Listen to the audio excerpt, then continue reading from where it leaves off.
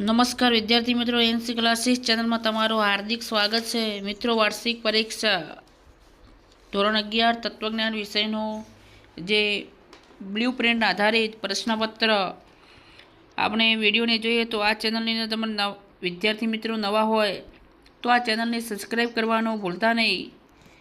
મિત્રો, આપણે શરૂઆત કરીએ. દલીલમાં આધાર વિધાનની સંખ્યા કેટલી હોય છે? તો એની અંદર આવશે વિદ્યાર્થી મિત્રો સી.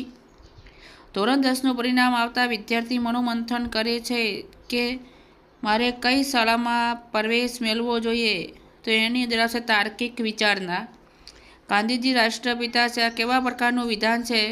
તો એની અંદર વિદ્યાર્થી મિત્રો આપણો જવાબ આવશે ડી. હા.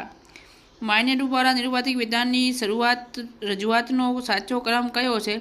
તો એમાં વિદ્યાર્થી મિત્રો આપણો જવાબ આવશે એ. ઉદ્દેશપદ, વિધેયપદ, સંયોજક અને યથા. નંબર 5, સમાન પદ ધરાવતા હા અને ના વચ્ચે કેવા પ્રકારનો વિરોધ છે? તો એની અંદર આપણો જવાબ વિદ્યાર્થી મિત્રો આવશે અંશ વિરોધ. નીચેનામાંથી કયું જોડકું અશાસ્ત્રીય વિરોધી વિધાનનું નથી? તો એની અંદર વિદ્યાર્થી મિત્રો આપણો જવાબ આવશે બી. નંબર 7, કીડીને કણ ને હાથીને મણ કેવા પ્રકારનું સંયુક્ત વિધાન છે? તો એની અંદર ડી આવશે. મિત્રો, નંબર 8ની અંદર સમુચ્ચય આવશે. નંબર 9, પી વિકલ્પ નિષેધ પી ના સત્યતા કોષ્ટકમાં કેટલા આદ્યસ્તંભ બને છે? તો એની અંદર આપણો જવાબ આવશે ડી, કારણ કે આદ્યસ્તંભ એક જ પી જ ખાલી બનશે. નિષેધ પી બનશે પણ એ ગૌણ સ્તંભ ગણાશે. હવે કયો વિષય માનવને સત્યમય જીવન જીવતા શીખવે છે? તો એ આપણે આવશે 11ની અંદર 10ની અંદર સી તત્વજ્ઞાન. કયો વિષય માનવને બરાબર? તો એમાં તત્વજ્ઞાન આવે છે. નીચેમાંથી કયું દર્શન અનુમાન પ્રમાણે સ્વીકારતું નથી? તો એની અંદર આવશે ડી સાંખ્ય. સમગ્ર જગતનું ઉપાદાન કારણ કયું છે? તો એમાં પ્રકૃતિ આવશે અને કુદરત પણ આવી શકે છે. નંબર 13, જીવાત્માનું સૂક્ષ્મ શરીર કુલ કેટલા તત્વોનું બનેલું છે? તો જીવાત્માનું સૂક્ષ્મ શરીર જે છે એ વિદ્યાર્થી મિત્રો કુલ ડી આવશે 19 તત્વોનું બનેલું છે.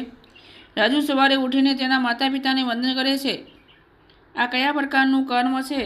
તો એની અંદર આપણો જવાબ 14માં આવશે એ કાયિક. જગતના પ્રત્યેક જીવનનું અંતિમ લક્ષ્ય શું છે? તો એની અંદર ડી આવશે મોક્ષ.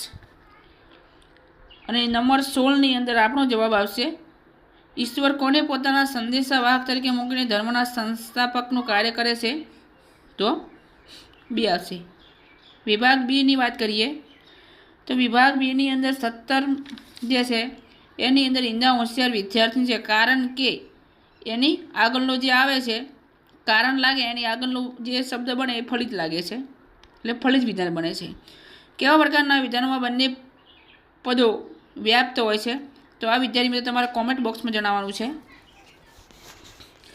અર્વાચીન તર્કશાસ્ત્ર અને પ્રાતિક તર્કશાસ્ત્ર શા માટે કહેવામાં આવે છે? કારણ કે એની અંદર બહોળા પ્રમાણમાં પ્રતીકોનો ઉપયોગ થાય છે.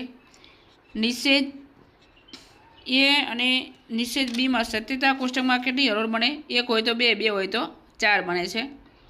21, અણુ સ્વયં ગતિશીલ છે તે કે તેની ગતિ પૂર્વ નિશ્ચિત છે? તો એની અંદર વિજ્ઞાન આવશે. ન્યાય દર્શન કેટલા પરમાણુનો સ્વીકાર કરે છે? તો એની અંદર 4 આવશે. પ્રકાશ અને જ્ઞાનનો ઉદય થાય છે ત્યારે કયા ગુણની વૃદ્ધિ થાય છે? તો સત્વ. જીવાત્માનું મૂળ સ્વરૂપ કેવું છે? સચ્ચિદાનંદ છે. તો મિત્રો, વિભાગ સી છે તમારી બ્લુ પ્રિન્ટ. એકવાર તમે વિડીયોને સ્કીપ કર્યા સિવાય પૂરેપૂરો નિહાળી શકો છો અને મિત્રો બીજા વિદ્યાર્થી મિત્રો સુધી પણ તમે પહોંચાડી શકો. જો કારકો જે છે આપણા ખાસ કરીને બધું આપણું ચેપ્ટર તત્વજ્ઞાન એટલે કારકો ઉપર 1 થી 5 ચેપ્ટર તો છે. દરેક તમને મોસ્ટ આઈએમપી નીવડે તેવા પ્રશ્નોપત્ર અચૂકથી પણ સ્કીપ કર્યા સિવાય પૂરેપૂરા નિહાળવાનો પ્રયત્ન કરજો. જે તમારો વિભાગ ડી છે